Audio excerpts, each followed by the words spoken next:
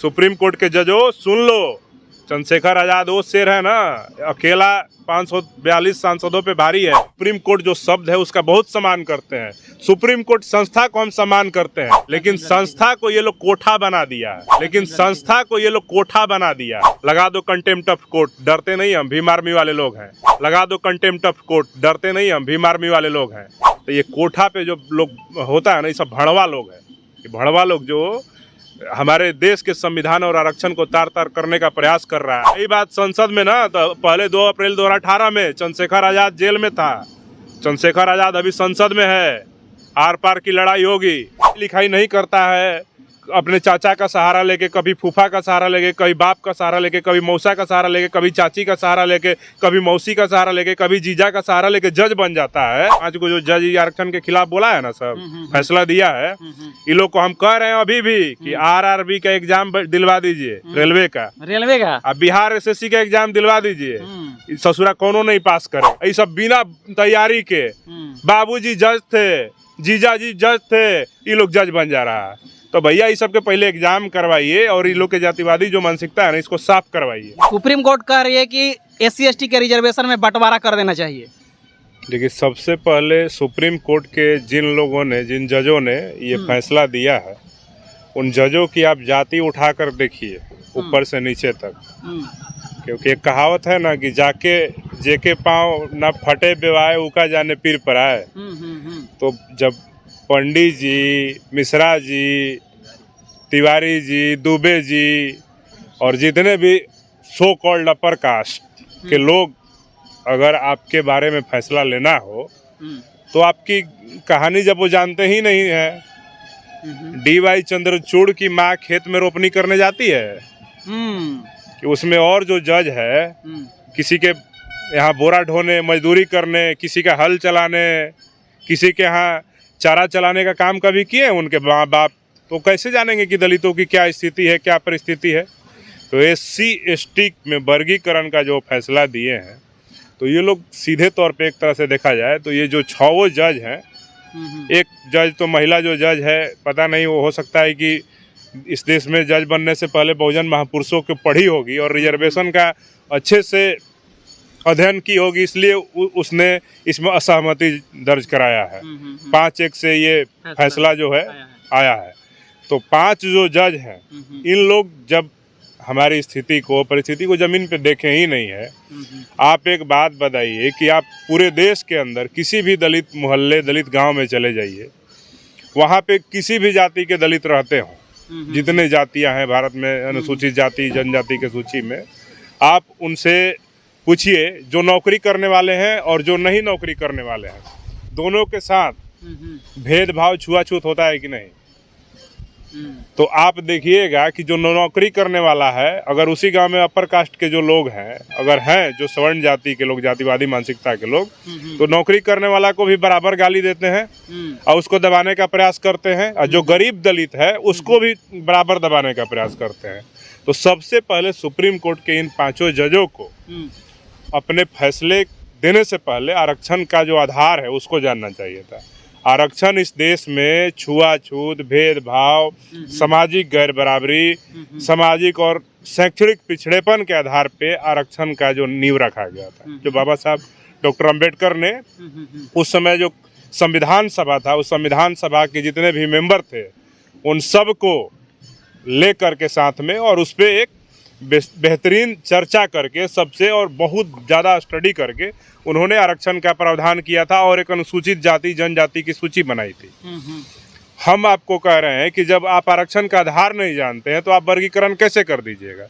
चलिए हम मान लेते हैं कि आप इस देश के जो बड़ी दलितों की जातियां हैं, जिसको आप कह रहे हैं कि ये लोग आरक्षण का बहुत ज़्यादा लाभ उठा लिए, उनको आप आरक्षण के दायरे से बाहर कर दीजिए। सवाल इसी से है कि सुप्रीम कोर्ट का कहना है कि जिस प्रकार से OBC में जो यादव जातियां है, कुशवाहा जातियां है, ठीक उसी प्रकार से दलित में जो चमार है, दुसाध है, वो लोग रिजर्वेशन का लाभ रहे हैं। इस वजह से वर्गीकरण बहुत जरूरी है। देखिए, तो रिजर्वेशन का जो लाभ है उसी पे मैं बोल रहा हूँ कि चमार, दुसाध और महार 3 दलितों की बड़ी जातियां इस देश में है।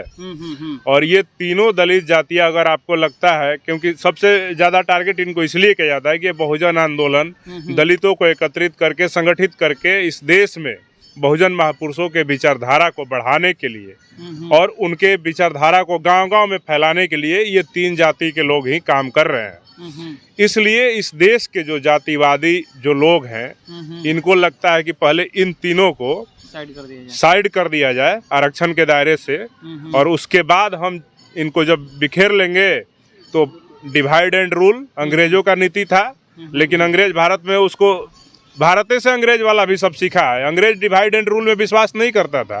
अगर डिवाइड एंड रूल में विश्वास करता तो अंग्रेज लोग जो है पूरे दुनिया के 65 देशों में शासन किया है। 65 देशों में शासन करने के बाद अगर वो डिवाइड एंड रूल की पॉलिसी पे काम करते तो सारे देश जो है आज खंड खंड हो गए होते, लेकिन भारत में ही डिवाइड एंड रूल की जो पॉलिसी आई है डी.वाई. चंद्रचूड़ और इनके जो पूर्वज हैं और जिस जाति और जिस सामाजिक वर्ग से आते हैं उस वर्ग से ही अंग्रेजों ने भी सीखा कि भारत में अगर सत्ता हासिल करना है, आपको शासन करना है, आपको शोषक बनना है तो आपको लोगों को बांट करके छोटे छोटे टुकड़े में जातियों में बांट करके उनके काम के हिसाब से बांट करके ही उस पर शासन किया जा सकता है। रही बात जब इनके फैसले आ ही गए हैं तो इस पे सरकार भी तमाम तरह से कार्रवाई कर रही है। राहुल गांधी भी चुनाव के पहले बड़े बड़े वादे करते थे संविधान और आरक्षण बचाएंगे, लेकिन जैसे ही कल फैसला आया शाम में हम सुने कि तेलंगाना की जो सरकार है वो कांग्रेस की सरकार, वहाँ का मुख्यमंत्री रेवंत रेड्डी घोषणा कर दिया कि सबसे पहला राज्य होगा इस देश में तेलंगाना जहाँ पे अनुसूचित जाति और जनजाति का वर्गीकरण करके उनके आरक्षण को हम कई जातियों को बाहर करेंगे आरक्षण की सूची से। तो राहुल गांधी जी से भी सवाल है कि भैया संविधान और आरक्षण का चोला ओढ़ करके वोट को, दलितों का, पिछड़ों का वोट को ठगने का काम बंद कर दीजिए। और सबसे पहले जाति जनगणना के लिए आप छाती पीट रहे हैं संसद भवन में, तो आपकी औकात है तो जितने राज्यों में कांग्रेस की सरकार है वहाँ पे सबसे पहले जाति जनगणना कराइए और वहाँ पे 100% आरक्षण आबादी के हिसाब से लागू करवाइए। और सुप्रीम कोर्ट के जजों को मैं यही कहना चाहता हूं कि जज साहब रिटायर होने के बाद भी आपको राजनीति ही करनी है।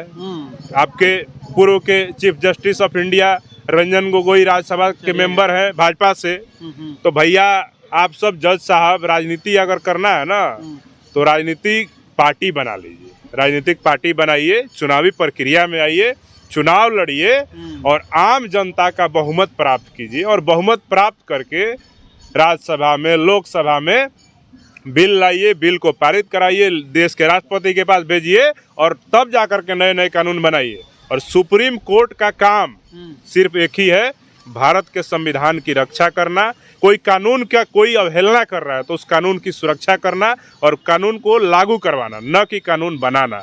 तो सुप्रीम कोर्ट के जज साहब SC ST एक्ट पे जब आपका फैसला आया था और आपने SC ST एक्ट को कमजोर करने का प्रयास किया था, इस देश का बहुजन समाज 2 अप्रैल 2018 जो कि भारत के इतिहास में, आज़ाद भारत में उतना बड़ा आंदोलन इस देश में नहीं हुआ, तो 2 अप्रैल 2018 जब इतना बड़ा आंदोलन हो सकता है तो ये तो आप हमारे मूल भावना आरक्षण को ही खत्म करने का आप जो साजिश रच रहे हैं, तो बस यही कहेंगे कि आप लोग अपने अभी भी फैसले पे, और मैं देश के सरकार नरेंद्र मोदी जी की सरकार से भी मांग करूंगा कि आप अपने जो ये सुप्रीम कोर्ट का फैसला है उस पर अध्यादेश ला करके आरक्षण को 9वीं अनुसूची में डालिए, ताकि इस पे कोई सुप्रीम कोर्ट का जो कॉलेजियम का खुद कलंक लोग है, ये जो खुद अपने पढ़ाई लिखाई नहीं करता है, अपने चाचा का सहारा लेके, कभी फूफा का सहारा लेके, कभी बाप का सहारा लेके, कभी मौसा का सहारा लेके, कभी चाची का सहारा लेके, कभी मौसी का सहारा लेके, कभी जीजा का सहारा लेके जज बन जाता है। इन सब को नरेंद्र मोदी जी से आग्रह है कि अब समय आ गया है कि भारतीय न्यायिक आयोग का गठन कीजिए और न्यायिक आयोग के माध्यम से सुप्रीम कोर्ट के जजों की बहाली के लिए नियुक्ति प्रक्रिया करवाइए और उसमें SC ST OBC EWS general सबके लिए 100% उनकी संख्या के हिसाब से और प्रतियोगिता के माध्यम से जज बनाने का काम कीजिए। नहीं तो इसी तरह का ये फैसला जो लोग दे रहे हैं ये लोग देते रहेंगे और देश के संविधान, आरक्षण को तार तार करते रहेंगे और सरकार इनके जो ये लोग गंदगी फैला रहे हैं उसको, सरकार को गंदगी साफ करने में ही समय बीतेगा और सरकार का भी थूथू होगा। और देश की जो बहुजन समाज के लोग हैं इनको यही लगेगा कि नरेंद्र मोदी के भाजपा के इशारे पे ये आरक्षण को ख़त्म करने का सुप्रीम कोर्ट के द्वारा काम किया जा रहा है। तो नरेंद्र मोदी जी, आप आरक्षण को 9वीं अनुसूची में डलवाइए, भारतीय न्यायिक आयोग का गठन करवाइए और ये जो जातिवादी मानसिकता के जो जज लोग हैं, इन सब को वहाँ से बाहर बैठाइए और प्रतियोगिता करवाइए। हम बता देते हैं जो 5 को जो जज आरक्षण के खिलाफ बोला है ना, सब फैसला दिया है, इन लोग को हम कह रहे हैं अभी भी कि आरआरबी का एग्जाम दिलवा दीजिए, रेलवे का बिहार एसएससी का एग्जाम दिलवा दीजिए। ससुरा कोनो नहीं पास करेगा, सब जज सुप्रीम कोर्ट के सब फेल कर जाएगा, सब फेल करेगा। यहाँ पे 12-12 घंटा 18-18 घंटा लड़का सब तैयारी करता है, कोनो जाके कॉलेज में, कोनो जाके गांधी मैदान में, कोनो जाके जैन कॉलेज में जा करके बैठ के तैयारी करता है 18-18 घंटा। तो सब दरोगा सिपाही का बड़ी मेहनत से नौकरी पा लेता है। ये सब बिना तैयारी के, बाबूजी जज थे, जीजाजी जज थे, ये लोग जज बन जा रहा है। तो भैया ये सब के पहले एग्जाम करवाइए और ये लोग के जातिवादी जो मानसिकता है ना, इसको साफ करवाइए। न्यायालय पर उंगली उठा रहे हैं आप ऐसे? न्यायालय क्या, न्यायालय का बहुत सम्मान करते हैं हम। सुप्रीम कोर्ट जो शब्द है उसका बहुत सम्मान करते हैं। सुप्रीम कोर्ट संस्था को हम सम्मान करते हैं, लेकिन संस्था को ये लोग कोठा बना दिया है। ये जो जज सब है ना, सुप्रीम कोर्ट का जज सब, ये सब कोठा बना दिया है। तो ये कोठा पे जो लोग होता है ना, ये सब भड़वा लोग हैं। ये भड़वा लोग जो हमारे देश के संविधान और आरक्षण को तार तार करने का प्रयास कर रहा है, लगा दो कंटेम्प्ट ऑफ कोर्ट। डरते नहीं, हम भीम आर्मी वाले लोग हैं। और रही बात संसद में ना, तो पहले 2 अप्रैल 2018 में चंद्रशेखर आज़ाद जेल में था। चंद्रशेखर आज़ाद अभी संसद में है, आर पार की लड़ाई होगी। सुप्रीम कोर्ट के जजों सुन लो, चंद्रशेखर आज़ाद वो शेर है ना, अकेला 542 सांसदों पे भारी है। और हम देख लेते हैं कि कैसे तुम हमारे आरक्षण को और दलितों को बांट करके हमारे हक और अधिकार को छीनने का काम करते हैं। 2 अप्रैल से बड़ा आंदोलन आप लोग चेतावनी दे रहे हैं करने का? बिल्कुल करेंगे। अगर सरकार हमारी बात को नहीं सुनी, संसद में इसको अध्यादेश ला करके फिर से इनको बांटने का जो साजिश जजों के द्वारा जजमेंट दे करके राज्य सरकारों का मनोबल को बढ़ाने का काम किया गया है, अध्यादेश ला करके आरक्षण के 9वीं अनुसूची में नहीं डाला गया, 2 अप्रैल 2018 से बड़ा आंदोलन इस देश में होगा। 2 अप्रैल से बड़ा आंदोलन। नेता इस मुद्दे पर एक साथ नजर आ रहे हैं, चाहे चिराग पासवान, सभी। देखिए, सब लोग समझते हैं, आज भी बहन मायावती जी देश के सबसे बड़े राज्य का 4-4 बार मुख्यमंत्री रह गई। रामविलास पासवान जी, जिनके बेटे हैं चिराग पासवान, वो भी केंद्रीय मंत्री बन गए हैं, 3 बार के सांसद हैं। उनके पिताजी भी कई वर्ष तक सांसद बनते रहे, 7 बार 8 बार तक वो आजीवन वो सांसद रहे और केंद्र सरकार में मंत्री रहे। लेकिन हर बार रामविलास पासवान को इस देश की मीडिया, इस देश के बड़े नेता उनको दलित नेता कहते थे। मायावती जी को भी दलित नेता ही कहा जाता है। चंद्रशेखर आज़ाद वहाँ पे 52% से ज़्यादा मत प्राप्त किए भाजपा और इंडिया गठबंधन को हरा के, लेकिन चंद्रशेखर आज़ाद को भी दलित नेता ही कहा जाता है। तो भैया ये लोग भी सब समझ रहे हैं, जितने नेताओं का आप नाम ले रहे हैं कि ये लोग भी समर्थन दे रहे हैं, तो ये सब लोग भी समझ रहे हैं कि हम सांसद हो गए हैं। तो किसके वजह से सांसद है? बाबा साहब डॉक्टर अंबेडकर ने जो संविधान बनाया, संविधान के द्वारा बनाए हुए आरक्षित सीटों से जीत करके आते हैं, इसलिए सांसद हैं। आज इनको क्रीमी लेयर और तमाम तरह का व्यवस्था कर दिया जाए तो सबसे पहले तो कौन निकलेंगे इस आरक्षण वाले पैरामीटर से? चिराग पासवान से बड़ा ज़्यादा संपत्ति तो बिहार में किसी का नहीं है दलितों का, वो बाहर हो जाएंगे। मीरा कुमार से ज़्यादा तो दलितों के पास किसी का संपत्ति नहीं है, वो चुनाव नहीं लड़ पाएंगे, उनका परिवार नहीं लड़ पाएगा। और इसी तरह के जो तमाम जो नेता समर्थन में है, इनको अपनी कुर्सी भी खतरे में नजर आ रही है। इस वजह से ये सब लोग समझ रहे हैं। लेकिन आरक्षण का जो मूल भावना है उसको दरकिनार करके सुप्रीम कोर्ट के जजों ने जो फैसला सुनाया है वो संविधान विरोधी, आरक्षण विरोधी और बहुजन महापुरुषों के विरोधी है। इसलिए हम सब लोग इसका विरोध करते हैं और 2 अप्रैल 2018 से बड़ा आंदोलन होगा।